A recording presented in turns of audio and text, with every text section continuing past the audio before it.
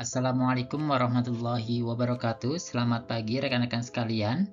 Pada kesempatan pagi hari ini kami dari kelompok 7 yang beranggotakan Ratu Handayani, Holida Manhuri, dan Julia Isni Anggraini, izinkan kami menjelaskan materi terkait dengan evaluasi outer model menggunakan Smart PLS pada mata kuliah Statistik Bisnis yang diampu oleh Ibu Rona Tumir Maulisi Simorangkir SEMM. Berikut adalah foto profil dari masing-masing anggota kelompok 7. Berikut adalah daftar isi yang akan kita sajikan pada materi kali ini. Yang pertama yaitu bab 1 pendahuluan yang mencakup latar belakang, rumusan masalah, dan tujuan. Kemudian bab 2 yaitu kajian pustaka terkait dengan SEM, Smart PLS, Outer Model Evaluation, validitas dan reliabilitas, kemudian hubungan antara validitas dan reliabilitas dalam outer model.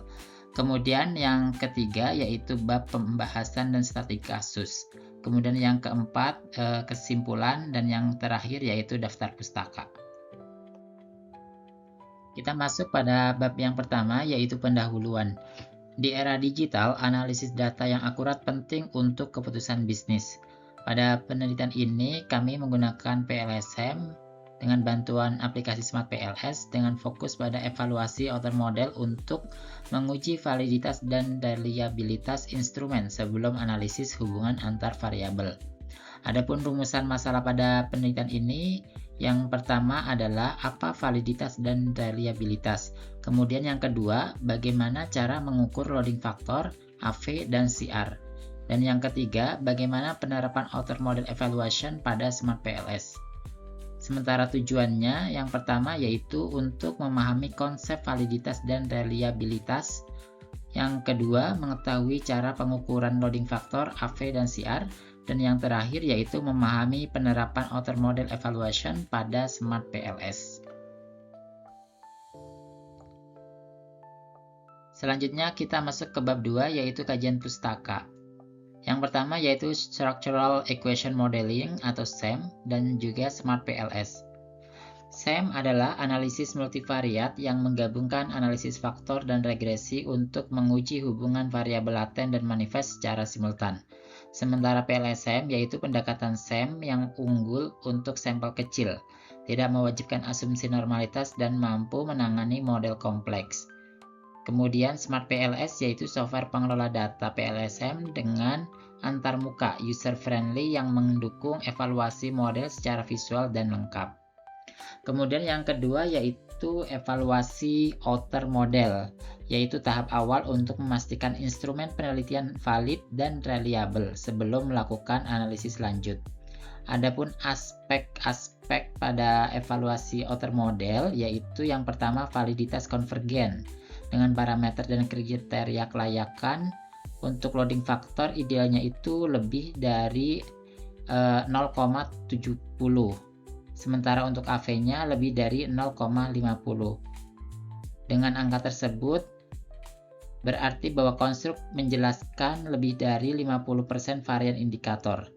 Kemudian untuk aspek pengujian reliabilitas kita menggunakan composite reliability atau CR lebih dari 0,70. Kemudian untuk Cronbach alfanya juga sama 0,70. Model pengukuran dinyatakan layak jika memenuhi seluruh kriteria validitas dan reliabilitas di atas sehingga dapat dilanjutkan ke analisis inner model. Kita masuk ke bab 3 pembahasan studi kasus. Di sini kami menggunakan sampel sebesar 65 responden dengan variabel penelitian untuk variabel independennya yaitu yang X1 talent management, kemudian X2-nya employee engagement. Sementara untuk variabel dependennya yaitu variabel Y employee retention. Di sini kami menggunakan analisis PLSM dengan fokus pada evaluasi outer model. Dan berikut adalah hasil dari loading factor untuk masing-masing variabel tersebut di atas. Berdasarkan hasil outer loading, seluruh indikator memiliki nilai di atas 0,70. Hal ini menunjukkan bahwa semua indikator memiliki korelasi yang kuat dengan konstruk yang diukur. Dengan demikian, seluruh indikator dinyatakan valid secara konvergen. Berdasarkan konstruk reliability dan validity, kita bisa melihat bahwa nilai Cronbach's alpha untuk semua variabel berada di atas 0,70.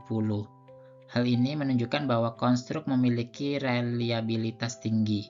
Sementara untuk AV atau average variance extracted itu sama, semua nilai AV lebih dari 0,50, yang berarti bahwa konstruk mampu menjelaskan lebih dari 50% varian indikator, dan model ini memenuhi validitas konvergen.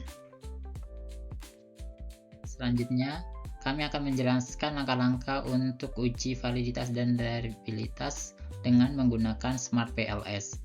Di sini kita bisa lihat di sisi sebelah kiri ini ada jendela tempat proyek yang kita kerjakan, dan di sebelah kanan yang masih kosong lumayan banyak, ini adalah jendela tempat struktur model digambar. Sebelum kita mengolah data menggunakan Smart PLS, ada satu yang perlu diingat, bahwa untuk data tabulasi yang akan kita olah itu harus kita simpan dalam format CSV atau comma delimited, karena selain itu data tidak bisa terbaca. Ini adalah langkah pertama untuk membuat project. Yang pertama kita klik New Project, kemudian kita tulis nama project kita. Misalkan di sini kita beri nama latihan Smart PLS. Setelah project kita beri nama, kemudian kita klik OK.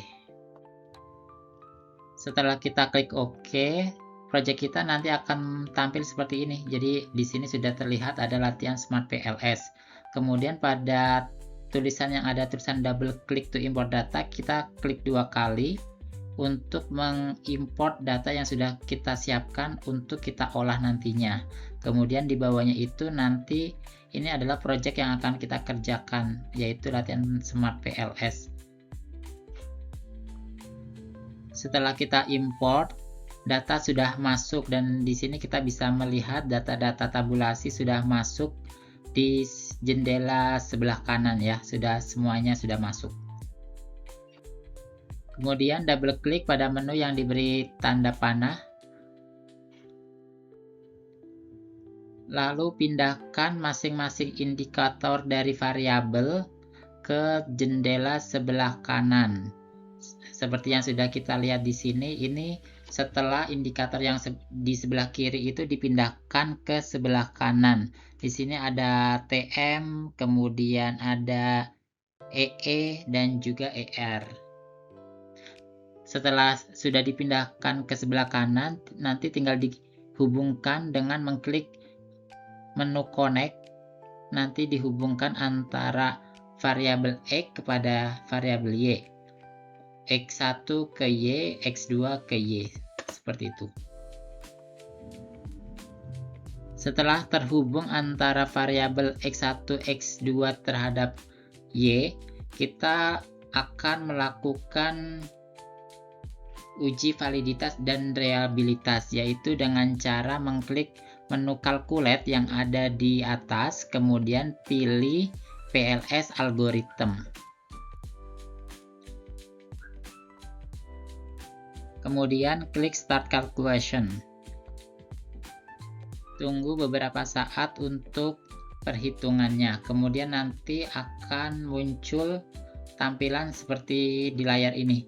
Jadi kita bisa lihat bahwa ini adalah outer loading ataupun faktor loading dari masing-masing indikator. Kalau warnanya merah, ini berarti di bawah nilai ideal yang harusnya 0,7, tapi itu di bawah 0,7. Di sini bisa kita lihat ada yang 0,5, kemudian 0,6. Karena idealnya 0,7, maka yang warna merah ini itu perlu kita eliminasi. Setelah dieliminasi, nanti kita lakukan uji lagi seperti sebelumnya. Ini tampilan setelah beberapa indikator dari variabel itu sudah dieliminasi, yaitu loading factor yang memiliki nilai di bawah 0,7. Setelah dieliminasi, kita lakukan calculate lagi dan start calculation. Ini hasil dari perhitungan setelah kita mengeliminasi faktor loading yang di bawah 0,70. Kita lihat di sini nilainya sudah di atas 0,70 semuanya. Selanjutnya untuk mengecek validitas dan reliabilitas, kita klik menu Construct Reliability dan Validity. Nanti akan muncul tampilan seperti di layar. Kita bisa melihat bahwa nilai Chrombus Alpha, kemudian Composite Reliability dan AV ini sudah berwarna hijau. Untuk Chrombus Alpha dan Composite Reliability ini sudah di atas 0,70. Kemudian untuk AV-nya sudah di atas 0,5. Sehingga kita bisa katakan bahwa data penelitian ini valid dan reliable. Yang terakhir yaitu kesimpulan. Hasil analisis menunjukkan bahwa instrumen penelitian memenuhi kriteria validitas. Untuk faktor loadingnya di atas 0,70, kemudian AV di atas 0,50, dan CR atau Composite Reliability di atas 0,70. Sehingga model pengukuran layak digunakan untuk analisis lanjutan ke tahap inner model, yaitu uji hipotesis.